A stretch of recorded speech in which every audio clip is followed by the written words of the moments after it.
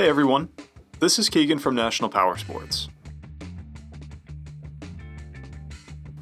This 2013 Honda Shadow RS, with 23,120 miles, passes New Hampshire State inspection and runs well.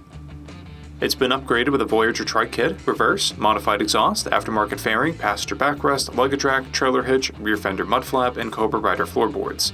The Shadow is reliable and timelessly styled, helping stay on roadways worldwide for over 3 decades.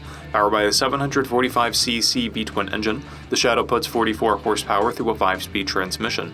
It has a 25.8-inch seat height and a dry weight of 504 pounds. To see everything we know about this vehicle, including full mechanical and cosmetic condition reports, the service repair order, high-resolution photos, and more, please visit the listing on our website. We have also purchased the CycleCheck's Vehicle History Report. You can view this report by clicking the link on the right side of the video.